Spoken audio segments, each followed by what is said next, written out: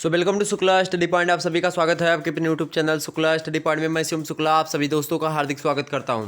दोस्तों BA part 2 का examination हुआ है 2022 की, और 2022 की परीक्षा में जो प्रश्न पूछे गए थे संस्कृत लिटरेचर को लेकर के यानी संस्कृत साहित्य से, उसके बारे में आपको बताने का प्रयास रहेगा। तो आइए देखते हैं कि पेपर फर्स्ट से बीए द्वितीय वर्ष यानी कि बीए द्वितीय वर्ष में अगर आपने संस्कृत साहित्य लिया था तो उसके प्रथम प्रश्न पत्र में कैसे कैसे प्रश्न आपके आए थे, पूछे गए थे। प्रथम प्रश्न पत्र का आपके नाम क्या है? नाट्य गद्य एवं काव्य शास्त्र, ये आपके पेपर का नाम है। आपकी यूनिवर्सिटी में भी ऐसे प्रश्न आएंगे तो आप लोग इन प्रश्नों को जरूर तैयार कर लीजिएगा। अच्छा, और इस प्रश्न में बात की जाए तो ये आपका बीयू झांसी का शायद है मेरे हिसाब से। ये पेपर जो है आपका कहाँ का? बुंदेलखंड यूनिवर्सिटी का शायद है। ठीक है, तो समय आपको 3 घंटे का आपको भी दिया जाएगा और यहाँ पर 50 नंबर का पेपर था, ये बात भी ध्यान रखेंगे। तो कहीं ना कहीं पे आपको बता दूं कि यहाँ से जो प्रश्न पूछे गए हैं इससे आपकी यूनिवर्सिटी में भी प्रश्न आ सकते हैं। और आपको ये भी बताते हुए मुझे अच्छा लग रहा है कि जो इसमें प्रश्न पूछे गए थे उसमें 10 ऑब्जेक्टिव पूछे गए थे, लेकिन हो सकता है आप में ऑब्जेक्टिव ना पूछा जाए, क्योंकि ये यूनिवर्सिटीज़ की खुद की मर्जी होती है, वो अपने हिसाब से जो है अपनी अपनी यूनिवर्सिटी का मॉडल सेट करती हैं। तो यहाँ पर 10 जो है जो यानी कि जो बहुविकल्पीय प्रश्न हैं वो भी पूछे गए थे। तो उनके प्रश्नों के उत्तर, मुझे इतना टाइम नहीं था कि मैं उनके उत्तर को आपको बताऊं, और जल्द ही आपके समक्ष उनके उत्तर अगर आप कहेंगे तो मैं जल्द ही बता दूंगा, कम्युनिटी में पोस्ट कर दूंगा। तो उसके लिए आप देख लीजिएगा। बाकी यहाँ पर खंड आ से जो है लघु उत्तर टाइप के प्रश्न यहाँ पर पूछे गए थे। देखिएगा इनमें प्रश्न जो थे आपके किन्हीं 10 प्रश्नों के उत्तर दीजिए। प्रत्येक प्रश्न का उत्तर 2 अंकों का है। यहाँ पर ये जो है ऑब्जेक्टिव टाइप का प्रश्न पूछा गया था। यहाँ पर आप देख सकते हो ये प्रश्न पूछे गए थे कि जो है ये सारे के सारे प्रश्न पूछे गए थे। अब यहाँ पर देखिएगा ये जो प्रश्न दिया हुआ है, यहाँ से मैं 11 से पढ़ने का प्रारंभ करता हूँ। इन प्रश्नों को आप तैयार कर लीजिएगा। प्रश्न क्या पूछा गया था आपसे? श्लेष अलंकार का लक्षण लिखिए। क्योंकि काव्य शास्त्र जब आप पढ़ते तो काव्य शास्त्र विनोदेन कालो गच्छति धीमतामा, तो ये जो काव्य शास्त्र आप पढ़ते हो, चाहे वो भरत मुनि की नाट्य शास्त्र की बात हो या आनंदवर्धन का ध्वनि शास्त्र हो, या इसी प्रकार से आप दंडी और उसके बाद में अलंकार संप्रदाय के जितने भी लोग रहे हैं, तो इन सभी के बारे में, चाहे वो आचार्य कुंतक हो, मम्मट हो, या इसी प्रकार से अन्य विद्वान हो, इन्होंने जो है किसी ने रस संप्रदाय को बढ़ावा दिया, किसी ने अलंकार को, किसी ने ध्वनि को, किसी ने रीति संप्रदाय का समर्थन किया। तो आदि विद्वान लगातार आते रहे और उन्होंने अपने अपने हिसाब से सारी चीज़ें करी हैं। तो मैं किसी दिन चर्चा कर लूँगा इन सभी मुद्दों पर, लेकिन अभी आपका कार्य क्या है कि आपका पेपर लगा हुआ है और आप इनमें से इन प्रश्नों को अगर आपकी सीरीज में आपकी जो भी गाइड आपने या फिर जो भी आपने जो है जो भी ले रखा है नोट्स वगैरह, उसमें देखेंगे तो उसमें आपको ये प्रश्न अगर मिल जा रहे हैं तो आप पढ़ लीजिएगा, बड़ी आसानी होगी आपको पेपर देने में। प्रश्न क्या था कि श्लेष अलंकार का लक्षण बताइए। श्लेष अलंकार के लक्षण को आपको बताना था। सॉरी भाई, अगला प्रश्न आपसे पूछा गया था कि संदेह अलंकार का उदाहरण दिए। संदेह अलंकार का उदाहरण आपको पता है कि संशय हमेशा क्या होता है, मतलब क्या होता है भाई? तो संशय क्या होता है? बना रहता है हमेशा, वही संदेह अलंकार होता है। जैसे कि आपने उदाहरण सुना होगा कि नारी बिच सारी है कि सारी बिच नारी है, कि नारी ही की सारी है कि सारी ही की नारी है। आप लोगों ने सुना होगा कि जब दुष्यंत जो होता है द्रौपदी की साड़ी खींच रहा होता है तो उस समय ऐसी स्थिति उत्पन्न होती है कि ये नहीं लग रहा है कि साड़ी के बीच नारी लपटी हुई है या नारी के बीच साड़ी लपटी हुई है, या फिर नारी में साड़ी घुसी है या फिर साड़ी में नारी घुस के बैठी है। तो इस प्रकार से ये नहीं लग पा रहा है कि हाँ ये क्या मैटर है, पूरा का पूरा अंत तक संशय बना रहता है, तो वो संदेह अलंकार होता है। और इसी के तदुपरांत भ्रांतिमान अलंकार आपको पता ही होगा। भ्रांतिमान अलंकार वहाँ होता है जैसे कि आपने जो है लाठी को पकड़ करके, लाठी को समझ करके सांप को पकड़ लिया, तो ये भ्रांति मतलब उसका निवारण हो जाता है, तो ये होती है। वहीं अगला प्रश्न आपसे है कि तारापीठ के मंत्री का नाम लिखिए। तारापीठ के मंत्री का नाम, ये जो है अंदर के यानी कि जो आपका सिलेबस उसमें संकलित तारापीठ के मंत्री का नाम आपसे पूछा रहा है। वहीं अगला प्रश्न सुकनास ने कितने उपदेश दिए हैं, इसको आपको बताना था। वहीं अगला प्रश्न आपसे पूछा गया था कि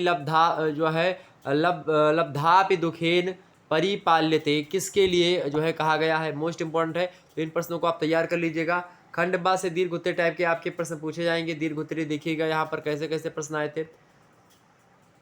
नोट में आपसे कह रहा था कि निम्नलिखित प्रश्नों के उत्तर दीजिए। प्रत्येक प्रश्न का जो है प्रत्येक प्रश्न 15 अंकों का आपका है। ओके, 2 प्रश्न करने हैं, 30 नंबर आपको यहाँ से मिलेंगे।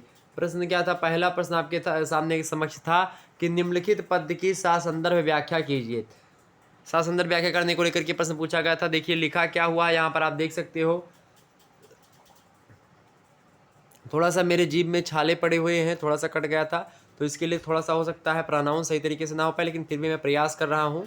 लिखा हुआ है कि याते कतो अस्त शिखरम पतिरोषधीनाम आविष्कृतो अरुण पुरुषरः एकतो हर अर्क तेजो द्वयस्य युगपद व्यासनोदभ्यां लोको नियमत इवात्मदशांतरेषु।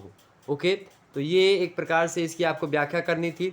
वहीं अगला प्रश्न आपसे पूछा गया था, अगला प्रश्न वहीं पर ये दिखाई नहीं पड़ रहा सही तरीके से, तो यहाँ पर आप देख लीजिएगा, ये आर करके अथवा मतलब कि दिया गया था, ये देखिए अथवा करके, तो ऊपर वाला चाहे करते चाहिए करते, यानी कि असंशयम छत्र परिग्रह दक्षमा यादार्यमस्याम भिलासी में मना। आगे यहाँ पर जो दिखाई पड़ा है क्षमा ही संदेश देशु, जो भी लिखा है यहाँ पर दिखाई नहीं पड़ रहा है, ये देखिएगा। आगे वहीं आपसे अगला पूछा गया था दूसरा नंबर की निम्नलिखित गद्यांश की सा संदर्भ आपको मतलब किस्सा प्रसंग की व्याख्या करनी है।